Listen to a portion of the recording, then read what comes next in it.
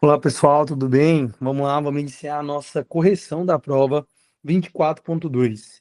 Bom, vamos começar então com a pergunta 1, claro, onde se diz o seguinte: temos aqui um homem de 46 anos que vai ao pronto-socorro com queixa de dor em cólica de forte intensidade na região lombar direita, com radiação para o flanco e fossa ilíaca direita há 12 horas, levando à incapacidade laboral. Ele refere que já apresentou alguns episódios semelhantes com várias ocorrências de vômitos e que fez uso de chás caseiros para tratamento. Ele nega disúria e polaciúria. Ao exame físico, apresenta-se um irregular estado geral, com faces de dor, sudorese profusa, mucosa desidratada, temperatura de 36,5, não está febril, isso é bom. Frequência cardíaca de 100 batimentos por minuto, pressão arterial de 130/80, pulmões limpos e bulhas. Cadê? Pulmões limpos. Bom, deixa eu ir aproveitar para ir grifando isso aqui, né? Vamos voltar rapidinho então. Então temos aqui homem 46 anos, ele tá com queixa de cólica em forte intensidade região lombar direita. Cara, para começar, homem 46 anos com dor em fossa lombar aí na região direita, tipo cólica, você tem que pensar em quadro de obstrução de vias urinárias. Tem que pensar em aqui um cálculo renal, sim ou sim. Irradiando para flanco e fossa ilíaca direita a 12 horas.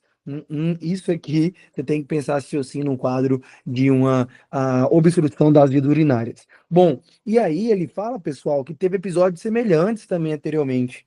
Continuando, a gente vê que o paciente ele não está febril. A frequência cardíaca está de 100, a pressão 130/80, pulmões limpos, rítmico, exame fonético, exame físico com dor, a palpação do flanco direito, e aqui, ó, sinal de Jordani positivo. Não tem o que dizer, o paciente tem aqui um quadro de uma síndrome dolorosa por quadro obstrutivo. E aí, olha só, nos exames complementares tem hemograma sem alteração e constata-se urina turva, ausência de nitritos, presença de leucócitos 10.000 e presença de hemácia, tá? Urinando aí um pouco de hemácia e um pouco de leucocitúria. Com base nessas informações, a citando alternativa que apresenta respectivamente o diagnóstico da doença e o tratamento adequado para esse paciente. Primeiro, litíase renal. É uma litíase renal, tá? Por que a gente não fala de infecção urinária? Porque, cara, infecção urinária, geralmente ele se dá mais em mulheres, principalmente na infecção urinária onde não tem febre. A gente sabe que esse cistite é um quadro comum na mulher. Tanto é que na ginecologia, quando vem uma mulher de meia idade, ó, com disúria urinar, com polaciúria, ardência urinar, como já falado, você vai pensar na ITU, não tem febre, não cistite. Mas no homem é menos frequente. É mais frequente no homem o quadro de obstrução, como está havendo aqui nesse caso, tá? Então, aqui é uma litíase renal que está causando esse quadro todo que a gente está vendo nesse paciente, de queixas álgicas, entre outras alterações já referenciadas pelo nosso paciente aqui na questão, né? Bom, deixa eu ver aqui, acompanhar se está do que com a nossa gravação. Tudo aqui com a nossa gravação. Perfeito. Então, assim, bom, o que a gente tem que pensar? O que a gente tem que pensar é que, olha só, infecção urinária tá fora. Não é letra B, não é letra D. O que que tá dentro? Litíase. É um cálculo, é uma pedra aí que está ocorrendo toda essa sintomatologia. E aí o que a gente tem que pensar é qual vai ser a conduta a tomar, qual é a ordem a fazer nesse processo. Está diagnosticado? Ainda não. Fala algum exame de imagem? Não falou. É interessante pedir exame de imagem. Vamos lá, exame de imagem. Letra A não fala de exame de imagem, letra C não fala de exame de imagem. Mas a gente tem que estabilizar o quadro primeiro para fazer o exame de imagem. Então é por isso que você tem que fazer a analgesia, hidratar esse paciente, pedir o exame diagnóstico de imagem e aí a gente vai propor conduta. Vai ser terapia expulsora com tanzulosina, vai ser terapia interventora aí com procedimento cirúrgico. Existe um processo até chegar nesse quadro, por isso a questão correta aqui é a letra C. Litíase renal, vamos fazer analgesia, vamos fazer reposição volêmica, vamos solicitar para o paciente exame de imagem e, posterior a isso, fazer a nossa conduta. 15, ou desculpa, 2, temos uma paciente de 45 anos, multípara, que é atendida na unidade básica de saúde, relatando dores e aparecimento de edema em membros inferiores. 45 anos, múltipla, dois membros inferiores. Bom, além do edema que apareceu. No período verpestino, há 3 anos. Ao exame físico, o médico observa uma dermatite ocre no terço inferior dos membros inferiores, associado a uma lesão circular de 2 centímetros. Uma úlcera aí, venosa, possivelmente. Superficial com bordas elevadas e com tecido de granulação. Localizada na região maleolar interna da perna direita. Com base nessas informações, a conduta médica adequada para o caso é a gente vai indicar para essa paciente uma deambulação e uso de meias de baixa compressão.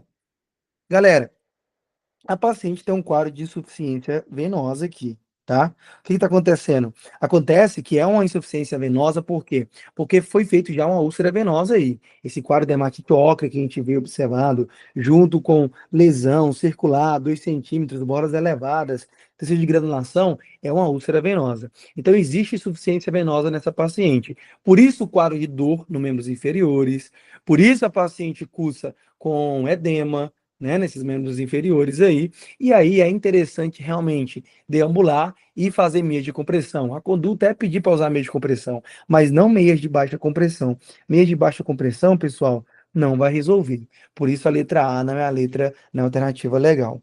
A letra B, uso de meias de média compressão, boa, pode utilizar média ou alta compressão, e elevação das pernas. Também é interessante. É constatado que o uso de meias de média a alta compressão, nesses casos, melhoram a circulação, porque as válvulas venosas não funcionam, e esse aperto que a meia traz melhora a circulação venosa, assim como a utilizar aí a própria gravidade, né, para fazer esse sangue voltar para o coração, levar as pernas e deixar o sangue voltar pro coração, fazer um retorno venoso mais significativo pela a veia cava inferior, né? Bom, então vamos deixar B até então, que é interessante. C, a utilização de bota de una e realização de atividade física intensa. Cara, atividade física é interessante, mas atividade física intensa não vai ser bom, não. Atividade física que tem que ser leve a moderada, tá? Atividade física intensa não deixa essa situação muito boa, até porque a paciente nem vai conseguir fazer uma atividade física intensa. Você tem que pedir para a paciente deambular, fazer uma caminhada, 30 minutos por dia, leve, assim vai melhorar, tá mais intensa, não, vamos pedir para o paciente jogar um futebol aqui, 40 minutos, não dá, né? Não dá. A realização de debridamento e o repouso em Trendelenburg, esse repouso em Trendelenburg é a elevação dos membros inferiores, então ajuda, é interessante. Mas debridamento por quê? Não tem por que debridar essa ferida, essa úlcera, porque não tem sinais de infecção, tá? Não tem por que debridar. Eu não tô vendo pus saindo daí. Eu não tô vendo a paciente queixando com febre. Não tô vendo. Não vi nenhuma alteração que pode relacionar a infecção. Existe um quadro aí de lesão circular, 2 centímetros, superficial, com bordas elevadas e tecido de granulação. O que indica, por exemplo, esse tecido de granulação, que está uma lesão em um estágio de evolução. Tem alguém, algumas pessoas defendem, se tem tecido de granulação, eu vou fazer debridação para tirar esse tecido de granulação. Não, não precisa. Esse de granulação que está aí, na verdade, vai servir até como protetor, se não tem sinais de infecção, se não tem pulso, não precisa retirar, tá? A prática, é claro que existe algumas condutas, e aí vai de cada médico, alguns retiram, mas quando se falam aqui na parte teórica, não se retira, não. Então, realmente, o mais. Opa, o que aconteceu? Deixa eu voltar para cá. O mais legal aqui é. Cadê? Debridamento não. É a letra B. Resposta correta, letra B.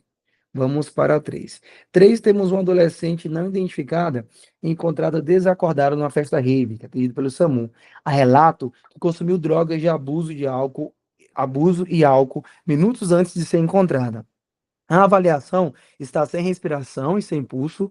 Deixa eu voltar para cá para me acompanhar aqui na tela também. A avaliação está sem respiração e sem pulso, segundo relatada, há pelo menos 10 minutos. Interessante a gente grifar essa informação. Dois socorristas iniciam a realização das compressões das ventilações. São colocados eletrodos na paciente, identificado AESP, atividade elétrica sem pulso. A partir desse diagnóstico, é realizado acesso venoso de urgência. Bom, o que é o AESP, pessoal? O AESP, você coloca lá no monitor e você vê no monitor uma linha e faz isso aqui, ó. Opa, o que é isso? Tem atividade elétrica.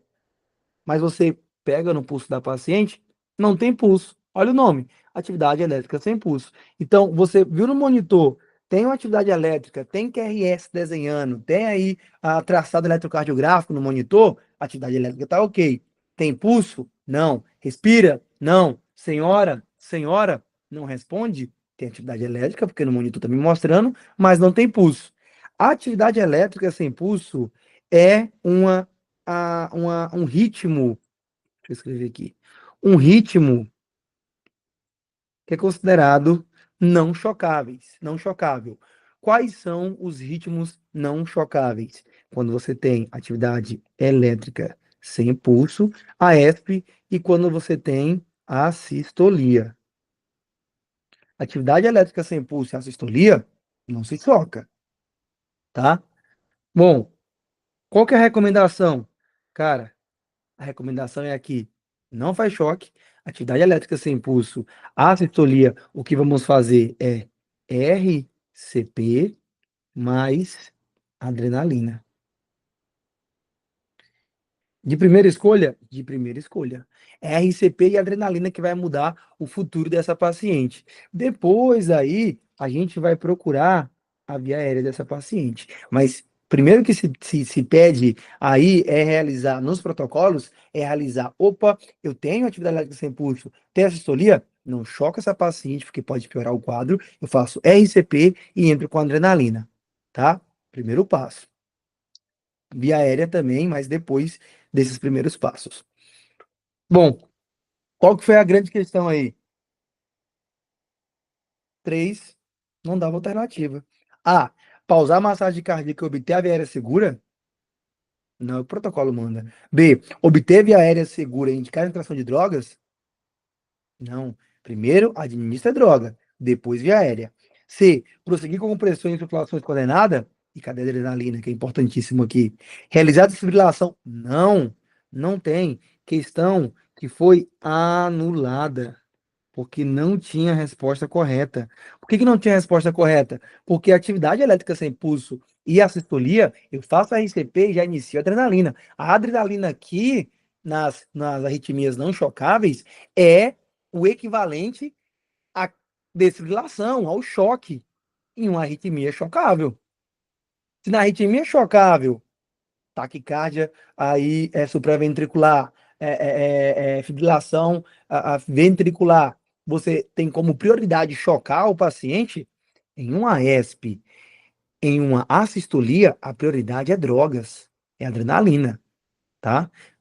Aqui, anulada porque não teve não teve opção, não me deram opção aqui não, tá? Por isso foi anulado. Bom, 4. O médico de unidade básica de saúde realiza consulta pré-natal em gestante com idade nacional de 30 semanas. Ao realizar o terceiro, deixa eu, deixa eu tirar isso aqui do lado, para ficar melhor para a gente. Aí.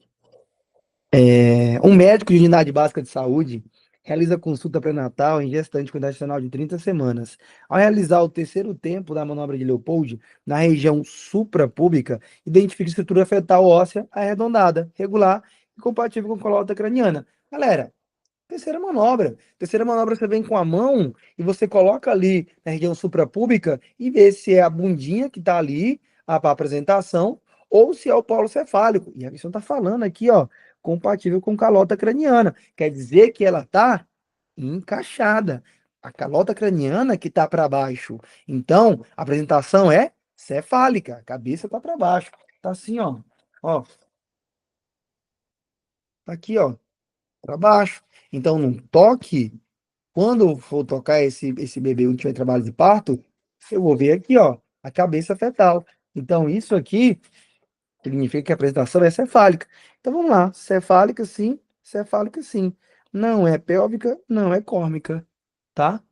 Bom, e aí tem longitudinal ou transversa? Poxa, pessoal, poxa, como que vai estar a cefálica transversa? Não tem como. O que que tá se pedindo? Situação. Situação é o eixo perpendicular. O bebê tá assim em relação à mãe, ou ele tá assim, atravessado, transverso? Se é cefálico, ele tem que estar assim, porque aqui embaixo está a cabeça do bebê. Então é longitudinal, cefálico. Perfeito? 5.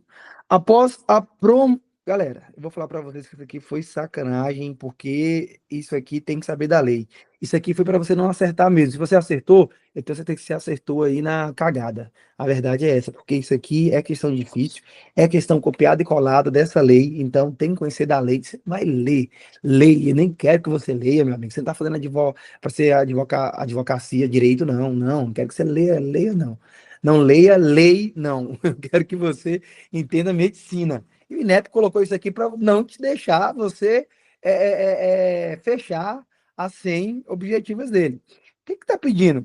Está pedindo, considerando a legislação mencionada, porque o governo federal repassa recursos do SUS para estado e município, é necessária a existência de. Aí é o seguinte, pessoal, prontuário eletrônico não é necessário, não precisa. Os locais de saúde têm prontuário eletrônico para receber esse repasse, não precisa. É, Plano diretor de regionalização e de conselho de saúde paritário. Galera, essa questão da regionalização, do plano diretor de regionalização, ela veio depois dessa lei de 1990. Ela apareceu já num século, num século, na década de 2000, 2000, 2001, 2002, 2003, veio daqui já agora. Não era dessa época toda, não. Então, também não era. Você fala de plano de saúde e de central de marcação de consulta, não precisa ter isso para repassar o dinheiro. O que precisa é fundo de saúde e de conselho de saúde partidário. Paritário, desculpa. Fundo de saúde e conselho de saúde paritário. Se você pudesse analisar ponto por ponto, você ia ver que não podia ser A, não podia ser a B, não podia ser a C, ia ficar com a D. Mas é muito difícil. É uma questão difícil que foi feito para você não acertar realmente, tá? Questão 6, temos uma mulher de 55 anos, professora há 30 anos, que procura atendimento devido à dor em região glútea direita, com irradiação para a coxa e perna direita. Então, dor em região glútea direita, com irradiação para a coxa e perna direita. Tipo, queimação e pontada, que se iniciou há um mês. Nos últimos dias, houve progressão do quadro com diminuição da força da perna direita e dificuldade de deambulação. Ela nega doenças pré-existentes e, ao exame físico, apresenta em bom estado geral, com face de dor, marcha claudicante, mucosa corada e hidratada. O exame do aparelho respiratório cardiovascular abdominal está sem alteração. E aí o que temos é o seguinte, o que temos é neurológico com diminuição de força em perna afetada, o LASEG está positivo, nos indicando a radiculopatia, e alteração de sensibilidade tátil e dolorosa em pé direito. Cara, o que que você tem? Você tem aqui um quadro de uma lombociatalgia com radiculopatia, com afetação sensitiva e motora. Tá te falando no exame neurológico, que teve alteração da força, alteração da sensibilidade. Alternativa A, neuropatia periférica sensitivo motora distal, incluiu as duas. Guarda aí, vamos pro próximo. B, neuropatia periférica motora proximal, motora também, mas só motora não, faltou sensitiva. Então, B faltou sensitivo. C, periférica sensitiva distal, aqui faltou motora. Neuropatia autonômica distal, nem falou de sensitiva e motora. Letra A, é uma neuropatia periférica que tem caráter motor e tem caráter sensitivo, tá? Então é letra A, não tem o que se discutir não. Olha a 7. A 7, temos aí um homem de 72 anos que procura atendimento devido à dor lombar inespecífica há cerca de um mês, tá? Então, dor lombar inespecífica há um mês. Ele nega hematura e sintomas urinários e relata ter diabetes mellitus tipo 2. É hipertensão arterial sistêmica, faz uso de metformina, hidroclorotiazida, nifedipino, propranolol e simvastatina. Em tomografia de abdômen, tem uma lesão sólida nodular hipervascular no terço médio do rim esquerdo e posterior é parcialmente exofítica, medindo 3,8 centímetros de maior diâmetro. Bom, sem linfoadenomegalias. Em complementação de estadiamento por meio de tomografia, já falou de estadiamento, então, opa, tá falando do neoplasia aqui. Já procurou estadiamento. Por meio de tomografia de tórax, não foram identificadas evidências de doença à distância. Diante desse quadro, a pós-diagnóstica mais provável cara, geralmente, quando se traz aí para você fazer um diagnóstico de um tumor renal, ele vai te dar mais informações de neoplasias, como por exemplo, o paciente idoso, beleza, mas a dor inespecífica está aqui, tá, mas poderia ter colocado também a hematúria, que não está aqui presente, a dor lombar está inespecífica. Poderia ter colocado para você emagrecimento, que é um quadro clássico, idoso, emagrecimento, mais a hematúria, você deveria pensar nessa neoplasia renal, ainda mais tivesse uma massa palpável nas fossas lombares. Não trouxeram essas informações. Por quê? Porque deixaram claro que se trata de neoplasia. Olha só, falou até de estadiamento já. Você leva as opções é sarcoma renal, é linfoma renal, é tumor metastásico. Então, sim, você está falando de neoplasia e carcinoma de células renais. Qual que é o mais frequente? Vamos no mais frequente. O mais frequente é o carcinoma de células renais. Por isso é a opção correta. Se você é bom aí de urologia, você vai lembrar, o nefro, você vai lembrar, ou até mesmo de onco, você vai lembrar que as características desses carcinomas de células renais é justamente uma lesão hipervascular que é o que traz na tomografia. Mas, se você não lembrasse, o mais frequente a ser avaliado e a ser buscado para fazer diagnóstico, e não vai ser diferente que na nossa prova, é os tumores do tipo carcinoma de células renais, tá bom? Olha a questão 8. Questão 8, temos aqui pediatria, um recém-nascido a termo, 6 horas de vida, com 4 quilos e 200 gramas. É um bebê aí que era macrossômico, né? Provavelmente a mãe tinha diabetes gestacional. É internado no alojamento conjunto, sabe que sua mãe tem diabetes gestacional. A gente sabe que isso acontece. Quando se tem uma diabetes gestacional, a mãe tem tanta glicose dentro do sangue que manda para o filho muita glicose. Muita glicose nesse bebê vai ser armazenado. Então, o pâncreas desse bebê vai produzir mais insulina, porque ele tem muita glicose vindo pela mãe, ele vai ter mais insulina vai colocar essa glicose que tem na circulação para dentro das células desse bebê, vai se armazenar e ele vai crescer. Tanto é que quando nasce, uma complicação é a hipoglicemia.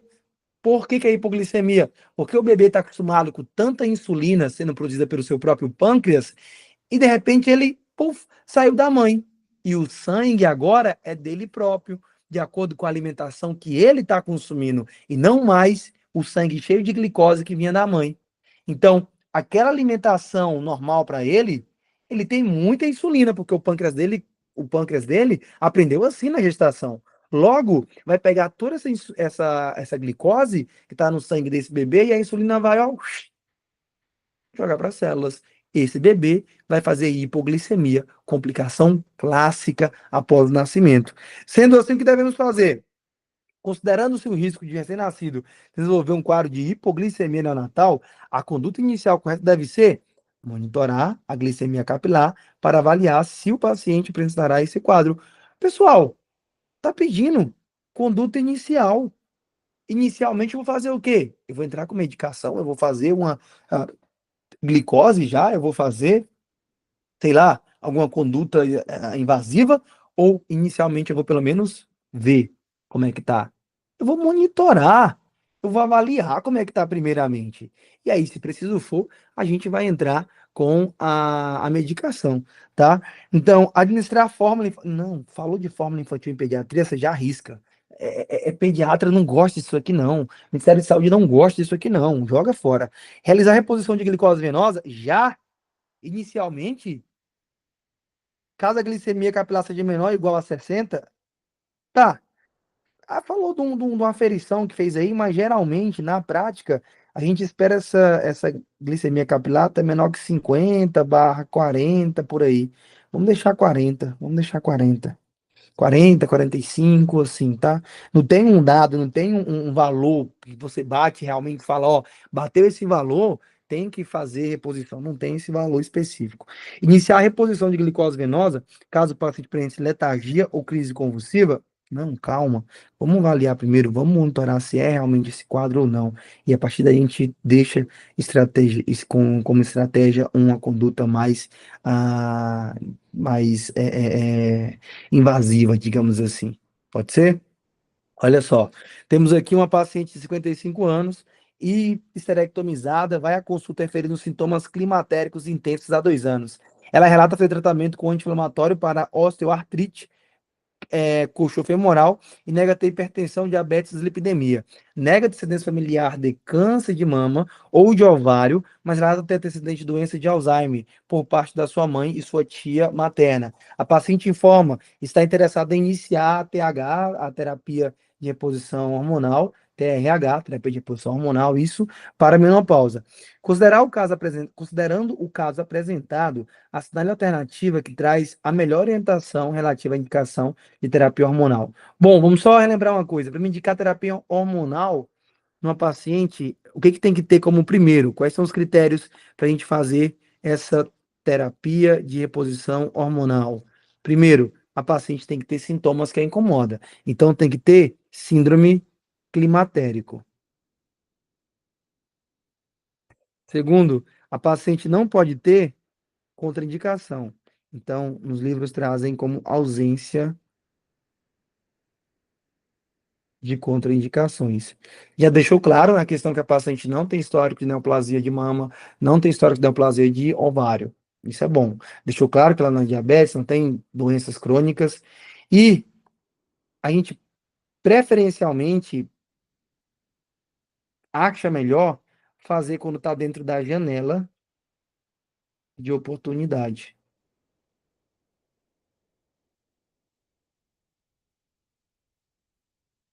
O que que é a janela de oportunidade? É quando tem só 10 anos da menopausa. Opa, você parou de menstruar com quantos anos, senhoras? Ah, doutor, faz 6 anos que eu não menstruo mais. Totalmente parou. 6 anos iniciou minha menopausa. Porque a menopausa é a última menstruação, não é isso? 6 anos. Opa, tá dentro da janela de oportunidade. Você tem síndrome climatérico? Tenho, doutor. Você tem alguma contraindicação para terapia de reposição hormonal? Não, doutor. Vamos fazer então, vamos fazer. E aí eu posso utilizar estrogênio isolado ou estrogênio combinado com progesterona. Qual que é a diferença?